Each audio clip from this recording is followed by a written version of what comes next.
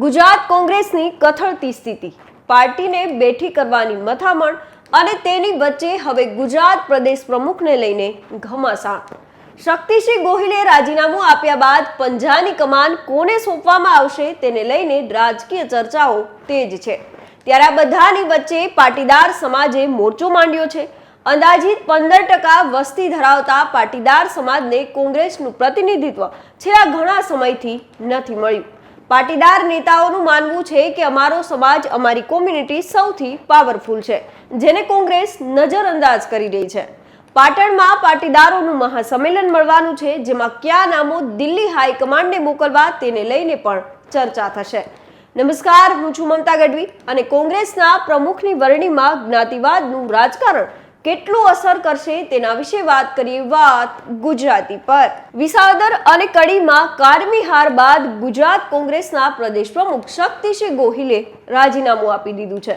ત્યારે પ્રદેશ પ્રમુખની જવાબદારી કોને સોંપવામાં આવશે તેને લઈને અનેક ચર્ચાઓ થઈ રહી છે, જેમાં પૂર્વ વિપક્ષ નેતા પરેશ ધાનાણી, પૂર્વ સાંસદ અને પૂર્વ ધારાસભ્ય વીરજી ઠુમર, ધારાસભ્ય જિગ્નેશ મેવાણી, સાંસદ ગેનીબેન ઠાકોર અને પૂર્વ પ્રમુખ અમિત ચાવડાનું નામ આગળ છે.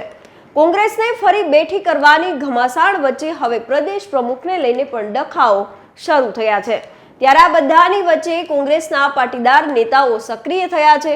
અમદાવાદ ખાતે ગુજરાત કોંગ્રેસના નેતાઓની એક બેઠક યોજાઈ હતી, જેમાં પાટીદાર નેતાને પ્રમુખ પદ સોંપવાની માંગ ઉઠી છે. તો બીજી તરફ પાટણમાં મહાસંમેલન યોજવાની પણ તૈયારીઓ શરૂ થઈ છે. મહત્વનું છે કે છેલ્લા ઘણા સમયથી કોંગ્રેસમાં પાટીદાર નેતાને પ્રતિનિધિત્વ નથી મળ્યું. આપને જણાવી દઈએ કે કોંગ્રેસમાં જૂથવાદ ફરી સામે આવ્યો છે અને કોંગ્રેસમાં નવા પ્રમુખ તરીકે કોનો સમાવેશ કરવો તે બાબતે દિલ્હી કોંગ્રેસમાં ચર્ચાઓ પણ થઈ રહી છે. પરંતુ જમીની હકીકતની વાત એ છે કે કોંગ્રેસમાં પ્રમુખ અને વિરોધ પક્ષના નેતા બનાવવા માટે લોબિંગની પ્રક્રિયા પણ શરૂ થઈ છે. મળતી માહિતી મુજબ ગુજરાતમાં જે રીતે પાટીદાર સમાજ કોંગ્રેસથી દૂર થઈ રહ્યું છે, તેથી પ્રમુખ પદમાં પાટીદાર નેતાની પ્રમુખ તરીકે વરણી કરવામાં આવે તો ફરી કોંગ્રેસ બેઠી થાય એવી માંગ સાથે દિલ્હી સુધી લોબિંગ કરવાનું કામકાજ પણ શરૂ થયું છે. પાટણમાં યોજાનારા આ મહાસંમેલનમાં પાટીદાર સમાજ ઉપરાંત અન્ય સમાજના આગેવાનો પણ હાજર રહેશે. કોંગ્રેસના ધારાસભ્યો, પૂર્વ ધારાસભ્યો, પાલિકાના પ્રમુખ, જિલ્લા તાલુકા સહિતના તમામ કોંગ્રેસના આગેવાનો પણ હાજરી આપશે.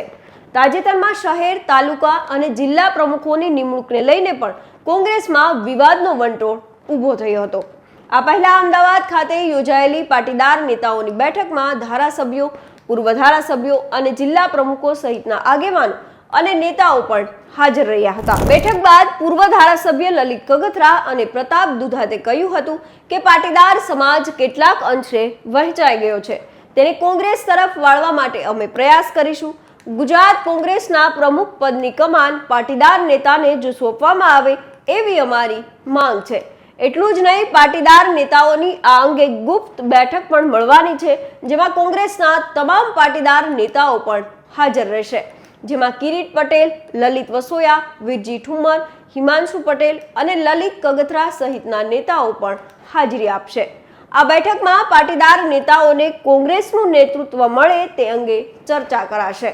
ગુજરાતમાં પાટીદાર સમાજનો મોટો વર્ગ હોવાથી પાટીદાર નેતાઓ દિલ્હી હાઈકમાન્ડ સુધી પ્રમુખની માંગ માટે રજૂઆત કરશે.